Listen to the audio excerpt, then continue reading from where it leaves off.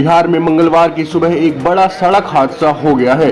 मजदूरों को दरभंगा से बांका ले जा रही एक बस पाइप लदे ट्रक से टकरा गई। इस हादसे में 9 मजदूरों की मौत हो गई और कई लोग घायल बताए जा रहे हैं। दोनों वाहनों के बीच टक्कर के बाद ट्रक गड्ढे में गिरकर पलट गया, जिससे ट्रक पर सवार सभी मजदूर ट्रक के नीचे दब गए।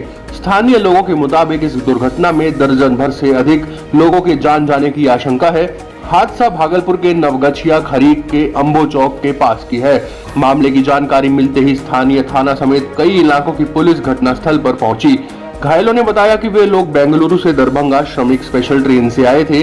दरभंगा में वे लोग बस पर सवार हुए थे।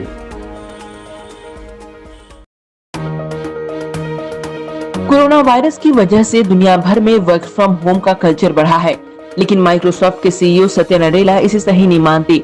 द न्यूयॉर्क टाइम्स के साथ बातचीत में नडेला ने कहा कि परमानेंट वर्क फ्रॉम होम कर्मचारियों की स्वास्थ्य और उनकी मेंटल हेल्थ के लिए ठीक नहीं है। नडेला का मानना है कि virtual video call in person बैठकों की जगह नहीं ले सकती। आज की परिस्थिति में हम एक उलझन सुलझाने के लिए नई उलझन से रूबरू हो रहे हैं, साथ ही सामाजिक और पारस्परिक पूंजी को लुटा रहे हैं। बता दें कि माइक्रोसॉफ्ट ने घर से काम करने की अपनी नीति को कम से कम अक्टूबर तक बढ़ा दिया है। वहीं दूसरी तरफ ट्विटर के सीईओ जैक डोर्सी ने भी अपने कर्मचारियों को रिटायरमेंट तक के लिए घर से काम करने का विकल्प दिया है।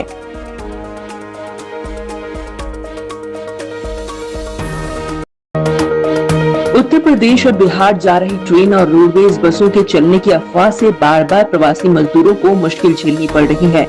ऐसा ही हाल दिल्ली के गाजीपुर बॉर्डर और आनंद विहार में आए दिन देखने को मिल रहा है। अब दिल्ली पुलिस ने लोगों से अपील की है कि वो आनंद विहार टर्मिनल पर जमा ना हो। यहाँ से यूपी, बिहार या फिर उत्तराखंड के लिए बसें नहीं चल रही हैं। लॉकडाउन की वजह से प्रदेश में फंसे मजदूर अपने घर लौटना चाहते हैं। देश के सबसे बड़े राज्य उत्तर प्रदेश में भी योगी सरकार ने लॉकडाउन 4 के तहत बड़ी छूट दी है। नई गाइडलाइंस के मुताबिक प्रदेश भर में रेड और कंटेनमेंट जोन के बाहर सभी दुकानें और फैक्ट्रियां खुलेंगी। प्रदेश में रेस्टोरेंट और मिठाई की दुकानें भी खोलने की अनुमति होगी, लेकिन शर्त यह है कि वहां से केवल होम डिलीवरी ही होगी। प्रदेश में ऑटो को भी चलने की अनुमति होगी, लेकिन ड्राइवर के अलावा 2 लोग ही इसमें सवार होंगे। प्रदेश भर में निजी वाहनों को चलाने की अनुमति दी गई है। मुख्य सचिव आर.के. तिवारी द्वारा जारी निर्देशों के मुताबिक शहरी क्षेत्रों में जहां एक कोरोना का एक पॉजिटिव केस होगा, वहां पर 250 मीटर का रेडियस या पूरा मोहल्ला कंटेनमेंट जोन होगा।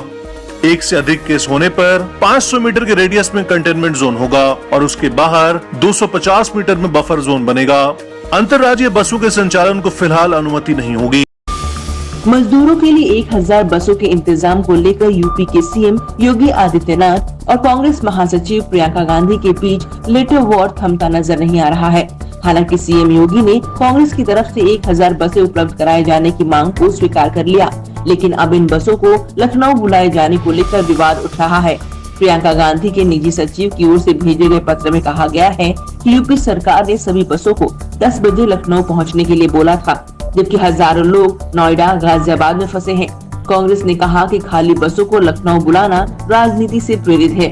चिट्ठी में कहा गया कि ऐसी स्थिति में जब हजारों मजदूर सड़कों पर पैदल चल रहे हैं, तब 1000 खाली बसों को लखनऊ भेजना न सिर्फ समय और संसाधनों की बर्बादी है, बल्कि अमानवीयता है और ये गरीब विरोधी मानसिकता की उपज है।